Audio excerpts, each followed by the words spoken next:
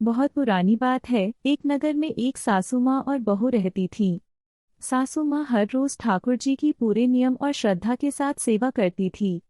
एक दिन माघ के महीने में सासू माँ ने सोचा कि क्यों न ठाकुर जी के साथ तीर्थ यात्रा पर चला जाए। फिर सासू माँ ने विचार किया कि अगर मैं ठाकुर जी को साथ लेकर चलती हूँ तो रास्ते में उनकी सेवा पूजा नियम से नहीं हो सकेगी। सासू माँ ने विचार किया कि ठाकुर जी की सेवा का जिम्मेदारी अब बहू को देनी पड़ेगी। लेकिन फिर सोचा कि बहू को तो इतनी समझ है ही नहीं कि ठाकुर जी की सेवा कैसे की जाती है। सासू माँ बहुत सोच में पड़ गईं क्योंकि उनको तीर्थ यात्रा पर भी जाने का मन था। फिर सासू माँ ने निर्णय लिया कि मैं बहू को सब कुछ समझा दूंगी कि ठाकुर जी की सेवा पूरे नियम और श्रद्धा से कैसे करनी है। दूसरे दिन सासू माँ ने बहू को बुलाया और उससे कहा कि बहू, मैं कुछ दिनों के लिए तीर्थ यात्रा पर जा रही हूँ और अब ठाकुर जी की सेवा पूजा का सारा कार्य तुमको ही करना होगा। सासू माँ ने बहू को समझाया, रोज सवेरे इस तरह 3 बार घंटी बजाकर ठाकुर जी को जगाना, फिर ठाकुर जी को स्नान करवाना, फिर ठाकुर जी को कपड़े पहनाना, फिर ठाकुर जी का श्रृंगार करना और फिर ठाकुर जी को दर्पण दिखाना। दर्पण में ठाकुर जी का हंसता हुआ मुख देखना के बाद ही ठाकुर जी को मंगल भोग लगाना। इस तरह सासू माँ ने बहू को सारे सेवा नियम समझाकर तीर्थ यात्रा पर चली गई।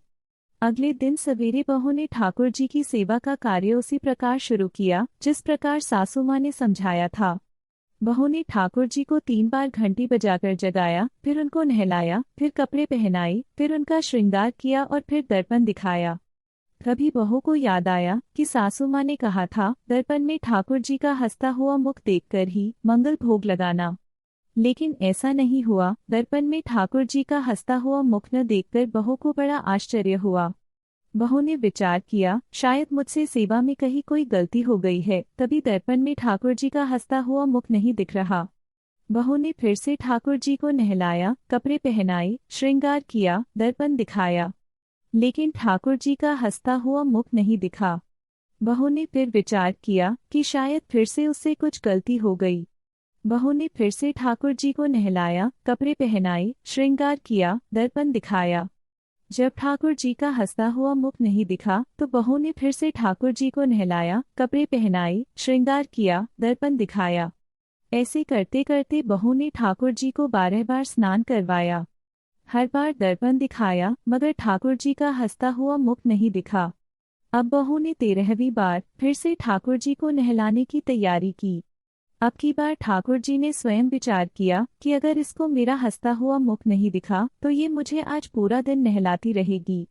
अब फिर से बहू ने ठाकुर जी को नहलाया, कपड़े पहनाए, श्रृंगार किया और दर्पण दिखाया। अब बहू ने जैसे ही ठाकुर जी को दर्पण दिखाया तो ठाकुर जी अपनी मनमोहनी मंद मंद मुस्कान से हंसे। बहू को संतोष हुआ कि अब ठाकुर जी ने मेरी सेवा स्वीकार करी है। अब यह रोज का नियम बन गया था, ठाकुर जी रोज हंसते। सेवा करते करते अब तो ऐसा हो गया कि बहू जब भी ठाकुर जी के कमरे में जाती, बहू को देखकर ठाकुर जी हंसने लगते। कुछ दिनों के बाद सासू माँ तीर्थ यात्रा से वापस आ गई। आते ही वो ठाकुर जी के कमरे में गईं। सासू माँ ने ठाकुर जी से कहा कि प्रभु, अगर बहू से आपकी सेवा में कोई कमी रह गई हो तो क्षमा करना, अब मैं आ गई हूँ, आपकी सेवा पूजा बड़े ध्यान से करूंगी। तभी सासू माँ ने देखा कि ठाकुर जी हंसे और बोले कि मैया, आपकी सेवा भाव में कोई कमी नहीं है, आप बहुत सुंदर सेवा करती हैं, मैं आपकी सेवा से बहुत प्रसन्न हूँ। आपकी बहू ने भी इतने दिनों तक मेरी बहुत अच्छे से सेवा की है। अब आप वापस आ गई हैं तो आप अवश्य ही मेरी पूरी सेवा स्वयं करें, लेकिन मैया, दर्पण दिखाने की सेवा तो आपकी बहू से ही करवानी है, इस बहाने मैं हंस तो लेता हूँ। कहानी का सार यह है कि निश्चल सेवा भाव से प्रभु भी प्रफुल्लित होते हैं।